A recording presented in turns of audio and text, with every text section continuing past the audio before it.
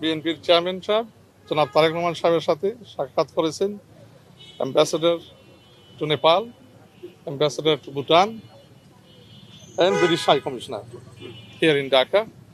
আজকে অত্যন্ত অনেক কোডাইল পরিবেশে তিন দেশের রাষ্ট্রদূত তাদের সরকারের পক্ষে ওনার সাথে এক্সচেঞ্জ করেছেন ভিউজ এবং ওনার দেশে আসা বাংলাদেশ নিয়ে আগামী ভাবনা, বিএনপি সরকার গঠন করলে ওনার ডেভেলপমেন্ট প্রোগ্রাম নিয়ে বিভিন্ন কর্মসূচি নিয়ে কথাবার্তা এক্সচেঞ্জ হয়েছে অত্যন্ত একটা ভালো কোডাইল অ্যাটমসফিয়ারে।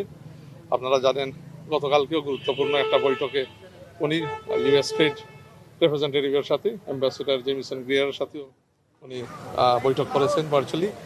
তো ওনাকে ঘিরে স্বাভাবিকভাবে যেটা আমরা বলছি আগেও যে একটা আন্তর্জাতিক মহলে আগ্রহ আছে 25 তারিখের ঐতিহাসিক রিটার্নের পরে ওনাকে ঘিরে অনেক একটা এই আগ্রহের প্রেক্ষাপটেই মানে আপনার you are seeing exchanges between various ambassadors, high commissioners here in Dhaka with the chairman, Tareq Rahman Sahib.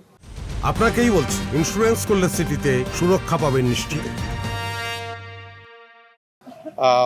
So, you know, in terms of দেখেন আজকে কি শনিবার, সাপ্তাহিক ছুটির দিন, তো সাপ্তাহিক ছুটির দিনও উনি মানে আগ্রহ দেখাচ্ছেন সাক্ষাৎ করার জন্য বিভিন্ন দেশের অ্যাম্বাসেডার, হাই কমিশনার এবং চেয়ারম্যান সাহেব আপনার সবকিছু বিবেচনা করে দেশের স্বার্থে আমরা যে দেশের সাথেই সম্পর্ক করব আমাদের দেশের স্বার্থেই মানে করব এবং যেটা ইজ আমাদের মিউচুয়াল রেসপেক্ট, মিউচুয়াল ইন্টারেস্টকে বজায় রাখবে এই ক্ষেত্রেই করব। তো এই মিউচুয়াল ইন্টারেস্ট দেশের স্বার্থকে প্রাধান্য দিয়ে এই এক্সচেঞ্জগুলো হচ্ছে এবং আমাদের রুটিন কাজের অংশ হিসাবেই মানে এগুলো হচ্ছে।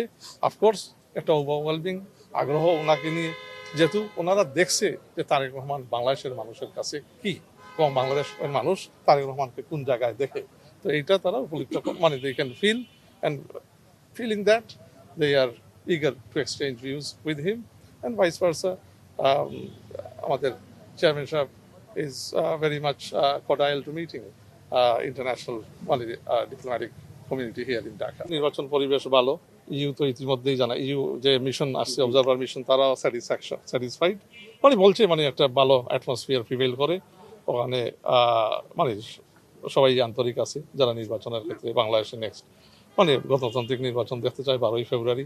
আমরা একটা ট্রানজিশন পিরিয়ড, এইটা মানে আমরা গত 15 বছর দেশে একটা স্বৈর শাসককে, এখন বাংলাদেশের মানুষ এই স্বৈর শাসককে বিতাড়িত করে এখন একটা ডেমোক্রেটিক ট্রানজিশনের দিকে যাচ্ছে 12ই ফেব্রুয়ারি। তো এই পরিবেশ নিয়ে তারা মানে they are very much they see it is a cordial atmosphere, people are excited about elections. তো সেই হিসাবে আজকেও যারা আসছেন তাদেরও মত কোনো ডিফারেন্ট না। বাংলাদেশে গণতন্ত্র প্রতিষ্ঠা করবে বাংলাদেশের মানুষ, স্বৈরাচারকে বিতাড়িত করছে বাংলাদেশের মানুষ, বাংলাদেশের মানুষই প্রতিষ্ঠা করবে। আগামী গণতান্ত্রিক যে সরকার ইলেকশনের মাধ্যমে আসবে বাংলাদেশে, সেই এই গণতন্ত্রের দ্বারা অবগত রাখবে। এখানে বারের কোনো কেউ বসাইয়া দিবে না। বারে যেটা করতে পারে আমাদের সহযোগী হিসাবে, ডেভেলপমেন্ট পার্টনার হিসাবে বিভিন্ন উন্নয়নমূলক কর্মকাণ্ডে আমাদের সাথে পার্টনারশিপে আসতে পারে এবং বিভিন্ন জায়গায় যেখানে এক্সপার্টিজ আছে, ট্রেডের ক্ষেত্রে, ইনভেস্টমেন্টের ক্ষেত্রে আমরা পরামর্শ নিতে পারি, পার্টনারশিপ গড়ে তুলতে পারি।